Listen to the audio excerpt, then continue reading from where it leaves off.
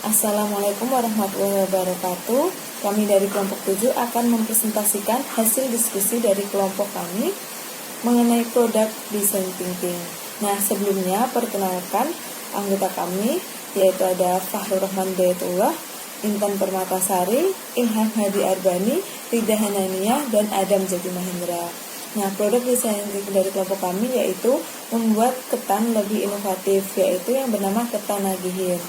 Nah, sebelum pada intinya kami akan kenalan dulu dengan apa sih itu ketan dan apa saja manfaat dari ketan tersebut.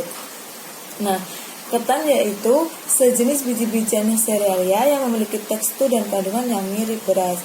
Ketan sendiri cukup populer dengan nama beras ketan. Ketan dapat didapatkan dari padi ketan yang tumbuh di daerah tropis seperti Asia Tenggara. Nah, itulah mengapa ketan cocok digunakan sebagai bahan dasar pembuatan kue dan bahan dasar makanan lainnya. Nah, beras ketan ini juga banyak digunakan untuk makanan khas daerah di Indonesia. Makanya kita tidak jarang sekali menemukan ketan di Indonesia ini.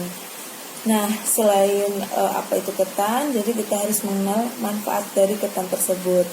Yang pertama yaitu bernutrisi tinggi, kemudian dapat mencegah datangnya penyakit, mencegah diabetes, meningkatkan kepadatan tulang, dan meningkatkan kesehatan jantung, serta meningkatkan metabolisme tubuh. Jadi itulah manfaat dari ketan.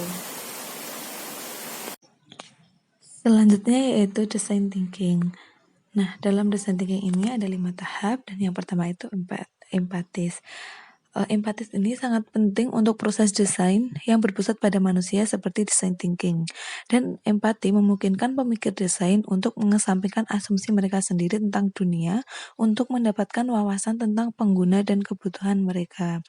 Jadi dalam tahap pertama kita untuk menghasilkan produk berpikir untuk mendapatkan wawasan apa saja yang bisa kami gunakan untuk memecahkan masalah produk makanan tradisional. Nah, tahap kedua yaitu define, akan membantu para desainer dalam sebuah tim untuk mengumpulkan ide-ide hebat untuk membangun fitur seperti fungsi dan elemen lain yang akan memungkinkan mereka untuk menyelesaikan masalah atau paling tidak memungkinkan pengguna untuk menyelesaikan masalah sendiri dengan tingkat kesulitan minimal. Nah, jadi setelah kita mendapatkan wawasan untuk memecahkan masalah, kita berusaha mencari elemen apa saja yang bisa membuat produk ini semakin menarik. Oke, selanjutnya adalah ide. Di sini kami telah tumbuh untuk memahami pengguna dan kebutuhan di tahap empatis.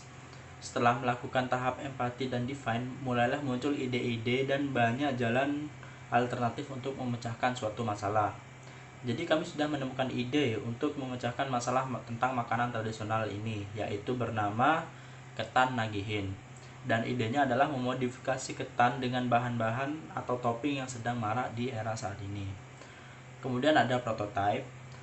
Prototype dapat dibagikan dan diuji dalam satu tim itu sendiri, di departemen lain, atau pada sekelompok kecil di luar tim desain. Ini adalah fase eksperimental, dan tujuannya adalah untuk mengidentifikasi solusi terbaik untuk setiap masalah yang diidentifikasi selama 3 tahap pertama. Solusi diimplementasikan dalam prototype, dan satu persatu mereka diselidiki dan diterima, diperbaiki dan diperiksa ulang, dan ditolak berdasarkan pengalaman.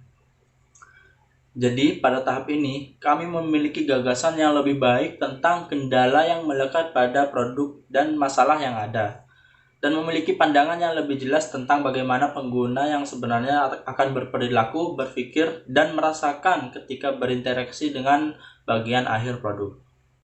Saya akan melanjutkan presentasi dari teman saya mengenai design thinking. Selanjutnya adalah tes. Ini adalah tahap akhir dari design thinking, tetapi dalam proses berulang. Hasil yang dihasilkan selama fase testing sering digunakan untuk mengidentifikasikan kembali satu atau lebih masalah dan menginformasikan pemahaman pengguna, kondisi penggunaan, bagaimana orang berpikir, berperilaku, merasakan, dan berempati. Setelah produk makanan ini jadi, kami akan memberikan testi kepada beberapa teman yang terpilih. Testi diperbolehkan berkomentar jujur tentang pendapatnya mengenai produk kami. Dari komentar-komentar testi, kami bisa mengevaluasi apa kekurangan dan kelebihan dari produk kami. Nama saya Muhammad Farur Rahman Hidayatullah. Di sini saya akan menjelaskan tentang publikasi produk kami, yaitu lewat media Instagram yang bernama @ketanlagi. Nah, produk ketan ini harganya sangat terjangkau dibandingkan produk-produk ketan lainnya. Harganya tidak menguras kantong mahasiswa.